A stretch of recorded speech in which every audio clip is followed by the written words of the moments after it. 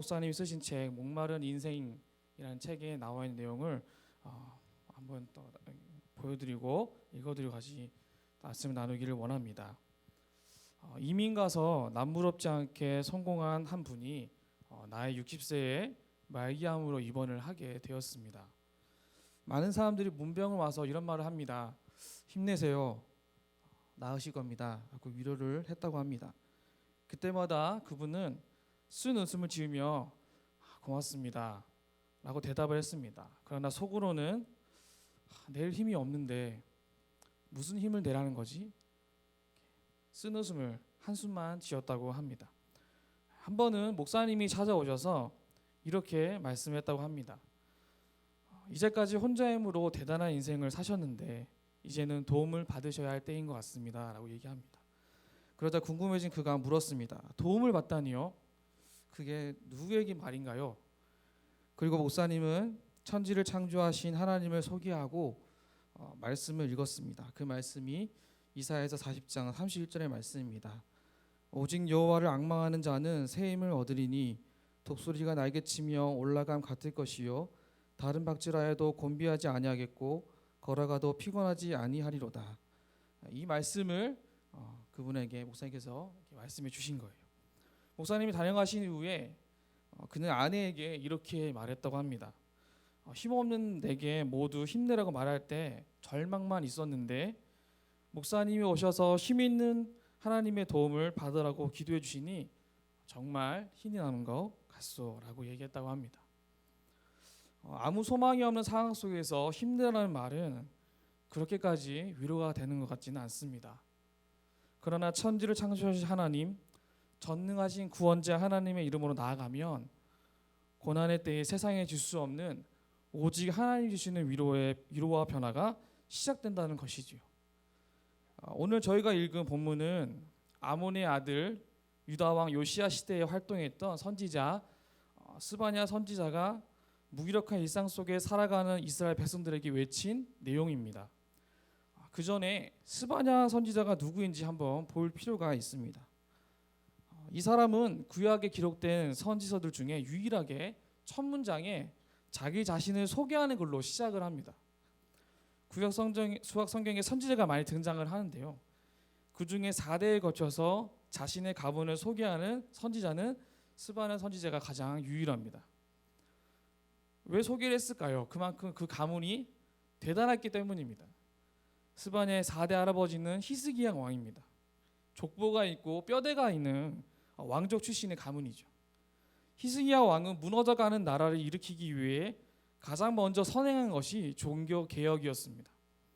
하나님 앞에 무릎으로 나아가고 이 나라가 주님 뜻대로 이루어지기를 간절히 소원하면서 행동한 매우 좋고 선한 왕이었습니다.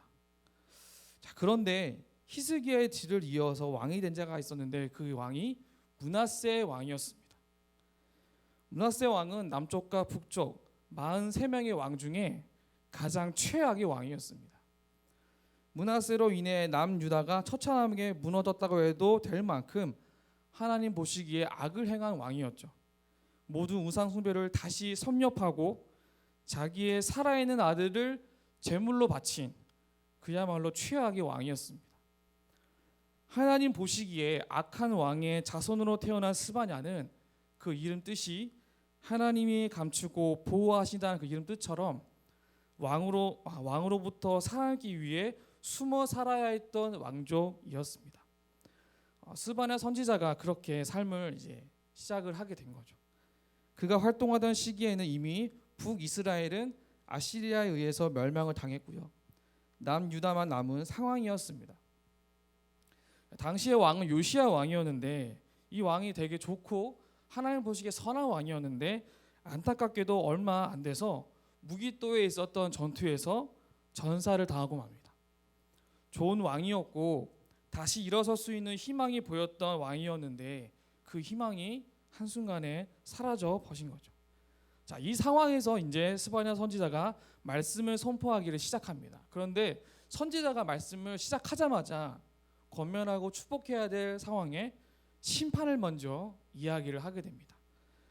스바냐서 1장 2절을 함께 같이 읽도록 하겠습니다. 시작. 여호와께서 이르시되 내가 땅 위에서 모든 것을 진멸하리라. 아멘. 스바냐 선지자가 말씀을 딱 시작했는데 첫 시작이 진멸하리라로 시작을 합니다. 여러분, 진멸하리라, 진멸은 추수하듯이 다 긁어 모아서 제거한다라는 뜻입니다. 말씀은 전하는 자의 첫 소교가 나라의 멸망을 이야기하고 있는 거죠. 왜 이러한 말씀을 선포할 수밖에 없었을까요? 그 이유는 그 뒤에 보면 그 이유는 스바냐서 3장 1절에서 2절을 보면 저희가 알 수 있습니다. 함께 같이 읽도록 하겠습니다. 시작. 폐역하고 더러운 거 포악한 그 성읍이 화 있을진저 그가 명령을 듣지 아니하며 교훈을 받지 아니하며 여호와를 의뢰하지 아니하며 자기 하나님에게 가까이 나아가지 아니하였도다. 자, 이 부분에서 세 가지의 죄가 등장을 합니다. 첫 번째가 1절에 폐역했다는 거죠. 폐역했다는 건 반역했다는 겁니다. 하나님의 백성들이 하나님 앞에서 하나님을 반역했다는 거죠. 그리고 반역하였더니 더러워졌다는 겁니다. 그리고 포악한 생각과 언어로 인해 서로를 공격하게 되는, 서로를 헐뜯고 비방하게 되는 것으로 변해버렸다는 거죠.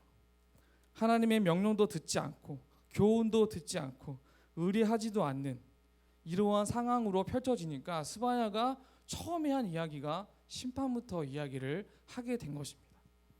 하나님을 믿는 하나님의 백성들이 하나님을 믿지 않습니다. 하나님께 가까이 하지도 않습니다. 하나님을 신뢰하기가 어려운 것입니다. 신뢰가 어려우니까 불안합니다. 그래서 자기의 힘으로 방어막을 쌓아야 되는 거예요. 불안하니까, 하나님을 의지하지 못하니까 자기 힘으로 열심히 자기를 보호할 수 있는 것들을 만들기 시작하는 거죠. 경쟁에서 살아남기 위해 남의 것을 착취하게 되는 일들이 생깁니다. 세상적인 힘을 쌓기 위해 수단과 방법을 가리지 않고요. 자기의 것은 늘려가다 보니 더러워지고 포악해진 사이가 될 수밖에 없었다는 겁니다. 자, 이 모든 것이 그들의 일상생활 속에서 하나님을 신뢰하지 않고 하나님을 멀리 떠나서 자신이 처한 환경과 문제들이 하나님의 자리를 대신하게 된 거죠. 그 자리가 우상이 되어버린 것입니다.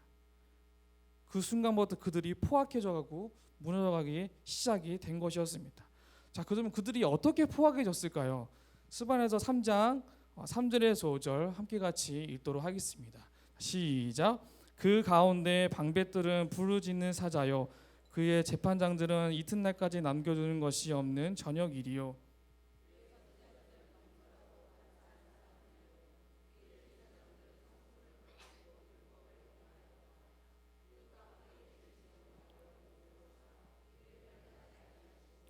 아침마다 빠짐없이 자기의 공의를 비추시거늘 불의한 자는 수치를 알지 못하는도다. 자, 보시면 아시겠지만 1, 2절에서 하나님을 멀리 떠났더니 그들의 모습이 어떠한가요? 3절과 4절의 모습처럼 변해버린 것입니다. 각 분야의 사람들이 불의함과 수치를 모른 채 불공평한 일상을 진행한 사람으로 바뀌어지게 된 겁니다. 일상생활 속에서 하나님의 교훈을 받아들이지 않고 하나님을 믿지도 않고 신뢰하지도 않아서 3, 4절처럼 변해버린 것입니다. 이러한 상황 때문에 스바냐 선지자가 말씀을 시작하자 세상의 심판을 선포했던 것입니다. 자, 그런데 저희가 오늘 함께 읽은 본문은 지금까지의 내용과는 조금 다른 내용입니다. 말씀은 분명히 폐역한 때의 심판을 보여주었는데 그 안에서 끝까지 포기하지 않으시는 하나님의 계획들이 이제 펼쳐지기 시작하는 것이죠. 저희가 같이 읽은 스바냐서 3장 14절에서 15절 다시 한번 읽도록 하겠습니다. 시작. 기뻐하며 죄송합니다. 시온에 따라 노래할지어다. 이스라엘아 기쁘게 부를지어다. 예루살렘 따라 전심으로 기뻐하며 즐거워할지어다. 여호와가 내 형벌을 제거하였고 내 원수를 쫓아냈으며 이스라엘 왕 여호와가 내 가운데 계시니 내가 다시는 화를 당할까 두려워하지 아니할 것이라. 아멘. 하나님의 심판이 임하게 될 것을 선언한 스바냐는 그 안에서 기뻐하고 즐거워하라고 이야기를 합니다. 자, 왜냐하면 15절에 나와 있듯이 그들이 받을 심판과 형벌을 하나님께서 제거하셨기 때문이죠. 그렇습니다. 하나님의 계획은 심판 중에도 용서하신다는 겁니다. 심판으로 끝내지 않으시고 용서를 계획하시는 하나님을 저희 모두가 같이 믿고 경험하는 저희 모두가 되길 간절히 소원합니다. 동이 서에서 먼 것 같이 하나님은 죄를 멀리 보내고 싶어 하십니다. 왜냐하면 하나님은 공의로운 분이시기 때문이에요. 그래서 죄를 싫어하세요. 죄에 대해서는 분명한 심판을 하시는 분이십니다. 그런데 그 죄인들을 사랑하십니다. 하나님은 죄인들을 심판 속에서 다시금 주님 곁으로 돌아올 수 있도록 인도하시는 분이시라는 겁니다. 이사야서 50장 14절 보면 이렇습니다. 그가 말하기를 도둑고 도두어 길을 수축하여 내 백성의 길에서 거치는 것을 제하여 버리라 하리라. 여기서 그는 하나님이십니다. 하나님께서 명령하셨습니다. 백성의 길을 수축하고 그 길 위에 있는 걸림돌을 제거하라고 말씀하셨습니다. 길을 높게 쌓고 장애물이나 움푸페의 웅덩이를 메워서 하나님께로 돌아오는 자들의 길을 평탄케 하라고 명령하시는 겁니다. 형벌을 제거하시고 원수를 쫓아내어서 더 이상 화를 당할까 두려워하지 않게끔 하나님께서는 모든 장애물을 제거하신다는 겁니다. 죄는 우리가 지었는데 하나님은 그 죄를 넘어 우리로 하여금 다시 돌아오게 하시는 길을 이미 준비하고 예비하신다는 겁니다. 그리고 그 계획은 시작부터 지금까지 하나님으로부터 시작된 일입니다. 사랑하는 성도 여러분, 하나님은 절대 죄된 그 상태로 가만히 내버려 두시지 않는다는 것을 믿으시길 바랍니다. 하나님의 계획은 우리를 살리시고 치료하시는 것입니다. 용서하시고 사랑하셔서 다시 하나님께 더 가까이 돌아갈 수 있게끔 하신다는 사실을 믿으시기 바랍니다. 16절에 보면요, 이렇게 되어 있습니다. 시온아 내 손을 늘어뜨리지 말라라고 되어 있습니다. 손을 늘어뜨린다는 것은 아무런 기대와 소망이 없어서 포기하고 좌절한다는 건데, 그들에게 하나님의 이름으로 용기를 내라는 겁니다. 그 손을 내려놓지 말라는 거죠. 용기를 내어서 하나님께 나아가라는 겁니다. 하나님은 끝까지 힘을 내어 포기하지 말 것을 권면하십니다. 손을 들어 하나님을 바라볼 때에 하나님은 크신 능력으로 이스라엘을 구원할 수 있는 유일한 분이시라는 겁니다. 이처럼 포기하지 않으시고 이스라엘을 구원하신 하나님께서 우리의 일상 생활 속에서도 동일하게 우리를 포기하지 않으시고 각자의 환경과 형편 속에서 역사하신 하나님을 믿으시길 간절히 기도합니다. 결국 성경은 일상이 낙심이 되고 포기하는 것, 좌절하는 것, 낭망하는 것이 아주 편리하고 쉬워진 이 시대 가운데도 동일하게 말씀하고 있습니다. 두려워하지 말고 포기하지 말고 손을 들어 기도하라는 것입니다. 마음속에 낙심이 찾아올 때마다 내 손을 내려뜨리고 싶고 아무것도 하고 싶지 않을 때, 그럴 때마다 손을 들어 하나님께 기도하고 하나님을 바라보라는 겁니다. 여러분, 야고보서 5장 13절에 보면요, 기도에 대해서 이러한 내용들이 있습니다. 13절 제가 읽기도 하겠습니다. 너희 중에 고난당한 자가 있느냐? 그는 기도할 것이요 즐거워하는 자가 있느냐? 그는 찬송할지니라. 여러분, 고난이 있을 때에 무엇을 해야 한다고 말하고 있나요? 기도해야 한다고 말하고 있습니다. 그리고 그래야지 고난을 견뎌낼 수 있다고 합니다. 하나님의 능력을 공급받는 것이 기도라고 믿기 때문인 것이죠. 그러나 일정하지 못한 우리는 고난을 당할 때마다 영적 위기에 빠집니다. 불평과 불만이 생깁니다. 원망하는 마음이 생깁니다. 그러다 보니 하나님께 반항을 할 때가 많습니다. 그러면서 하나님께 멀어지게 됩니다. 기도해야 극복이 되는데 기도가 안 되는 거예요. 기도가 나오지 않는 겁니다. 왜요? 마음이 상하니까 기도가 안 되는 거예요. 막혀버린 거죠. 영적인 침체가 찾아온 그 순간부터 기도 외에 다른 것을 찾기 시작합니다. 그것이 인맥이 될 수도 있고요, 그것이 학연 지연이 될 수도 있고요, 때로는 불법적인 행동도 할 수가 있는 것입니다. 하나님 앞에서 자꾸 계산을 하는 거예요. 이렇게 하면 이렇게 될 것이라고 혼자 계속 계산을 하고 있는 거죠. 계산을 하다 보니까 계산적인 사람이 되는 거예요.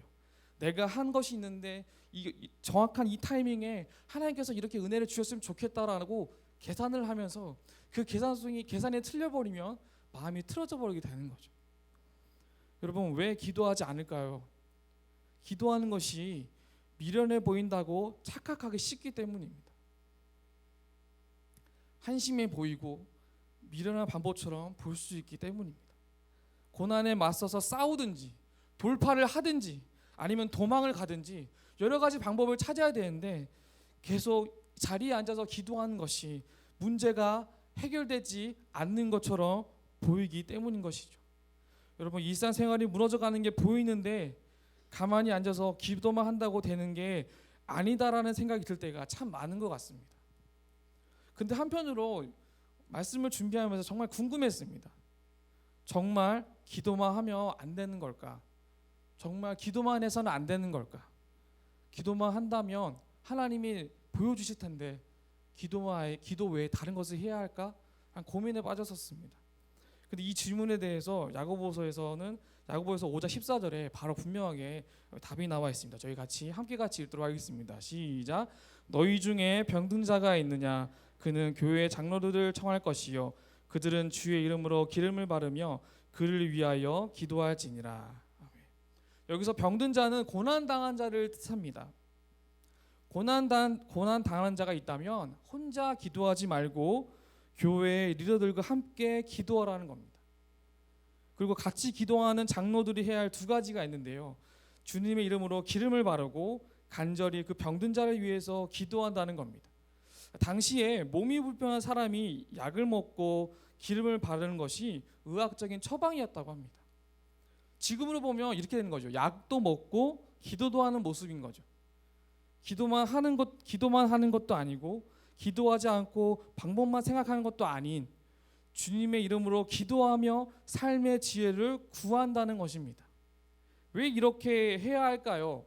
그 이유는 하나님은 모든 순간마다 우리와 함께 하시기 때문입니다. 고난이 있을 때든지 즐거울 때든지 기도의 자리를 놓치지 않을 때 하나님은 나로 하여금 완전하게 구비하여서 조금도 부족함이 없는 성숙한 크리스찬으로 만드신다는 것을 기억하시기 바랍니다. 성숙한 그리스도에서 삶을 살기 위해 하나님 앞에 무릎을 기도하는 저와 여러분 되시길 간절히 기도합니다. 여러분, 기도할 때 두 손을 이렇게 붙잡는 이유가 무엇일까요? 저는 어렸을 때 두 손을 붙잡고 해야 한다고 기도했거든요.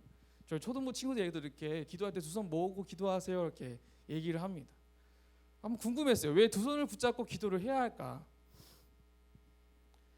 제 개인적인 생각이지만 두 손을 붙잡고 기도하는 이유는 기도는 내 힘으로 할 수 있다는 것을 포기한다는 생각인 것 같습니다. 두 손을 잡으면 내가 할 수 있는 게 별로 없더라고요. 자신의 힘과 능력을 포기한다는 모습인 것 같았습니다. 붙잡은 손으론 아무것도 할 수가 없어요. 싸울 수도 없고요. 일할 수도 없습니다. 그래서 하나님께 이렇게 얘기할 수 있는 거예요. 하나님, 나는 무능합니다. 하나님, 나는 연약합니다. 하나님이 도우시지 않으면 나는 아무것도 못합니다. 나의 실패를 인정하는 것이 기도입니다. 기도야말로 가장 큰 근원이 되는 지혜가 될 수 있다는 것입니다. 우리가 믿는 하나님은 크고 힘이 센 분이십니다. 하나님께서는 우리의 기도를 얼마나 잘하는가 시험하지 않으십니다. 오히려 우리의 작은 기도를 어떻게든 들으시려고 하신다는 사실을 믿으시기를 간절히 기도합니다. 이제 마지막으로 스바냐서 3장 17절 같이 읽도록 하겠습니다. 함께 읽겠습니다. 시작. 너의 하나님 여호와가 너희 가운데 계시니 그는 구원을 베푸실 전능자이시라. 그가 너를 말미암아 기쁨을 이기지 못하시며 너를 잠잠히 사랑하시며 너를 말미암아 즐거이 부르며 기뻐하시리라 하리라. 아멘. 하나님의 이름으로 기도할 때에 하나님은 우리를 기뻐하시고 사랑하신다는 겁니다. 하나님의 마음이 사랑으로 가득 차 있으시기 때문에 우리에게 소망이 있는 것입니다. 우리의 기도가 우리가 잘해서 믿음을 오래되고 오래 믿어서 믿음이 강해서가 아닙니다. 내가 직분이 있고 내게 주어진 사역이 많아서 우리의 기도가 크고 놀라운 것이 아닙니다. 하나님이 우리를 사랑하시기 때문입니다. 그 사랑이 너무나 크고 차고 넘치기 때문에 우리 가운데 계셔서 구원을 준비하시고 그 구원을 우리에게 이루신다는 것입니다. 스바나 선지자는 이것을 분명하게 이스라엘 백성들에게 이야기하고 싶었을 겁니다. 그들에게 이것을 전달해주고 싶었을 겁니다. 낙심 가운데 주저하지 말고 하나님 앞에 나아가 기도하고 담대에 무릎 꿇고 그들의 잘못을 회개함으로 나아가는 그러한 삶을 살기 위해서 기도의 자리를 놓치지 말라고 이야기했던 것입니다. 그렇기 때문에 저희 모두가 하나님을 가까이 해야 합니다. 야고보서 4장 8절에 이런 말씀이 기록된 것처럼 하나님을 가까이 하라 그리하면 너희를 가까이 하시리라. 하나님이 기뻐하시는 이유는요 단 하나 우리입니다. 우리가 하나님 곁에 가까이 함께 있을 때에 주님은 그 이유만으로도 만족하십니다. 말씀을 마무리하도록 하겠습니다. 요한계시록 5장 8절에 보면 이런 말씀이 있습니다. 그 두루마리를 취하심에 네 생물과 24장로들이 그 어린 양 앞에 엎드려 각각 검은고와 향이 가득한 금 대접을 가졌으니 이 향은 성도의 기도들이라. 요한의 환상에 금 대접에 무언가를 받아갑니다. 향이 가득한데 그것이 무엇이냐면 성도들의 기도입니다. 금 대접에는 소중한 것을 잘 담아두죠. 하나님이 우리의 기도를 금 대접에 받아가신다는 겁니다. 그만큼 하나님은 우리의 기도를 소중하게 다루신다는 거예요. 우리의 기도가 하나님의 자녀다운 기도이기 때문에 하나님께서는 그 기도를 소중하게 다루시고 간직하신다는 겁니다. 자, 그러면 하나님의 자녀들이 모인 교회가 가장 힘써 기도해야 할 것은 무엇일까요? 한 영혼, 죽어가는 영혼을 살리는 간절한 기도가 필요합니다. 하나님 보시기에 이 기도가 가장 합당한 기도라고 저는 생각합니다. 그 기도는 하나님의 시간에 하나님의 방법에 반드시 이루어 가신다는 겁니다. 살아있으나 죽어있는 영혼들, 아직도 하나님을 알지 못하는 죄로 인해 심판 중에 있음에도 그 사실을 알지 못하는 영혼들, 그들을 위해서 기도하는 저희 모두가 될 줄로 믿습니다. 하나님은 심판 중에도 우리를 회복시키기를 원하십니다. 오늘 이 복된 금요일기도 시간을 통하여서 하나님을 전적으로 신뢰하며 기도할 때에 우리 안에 더 큰 믿음이 생기고 회복되어진 놀라운 역사가 일어나기를 간절히 소망합니다. 우리의 기도를 통해 우리의 일상이 뒤바뀌고 한 영혼이 구원되는 귀한 기도의 시간에 동참하는 모든 성도분들 되시기를 간절히 소망합니다. 우리 시간 함께 말씀을 생각하면서 함께 같이 기도했으면 좋겠습니다.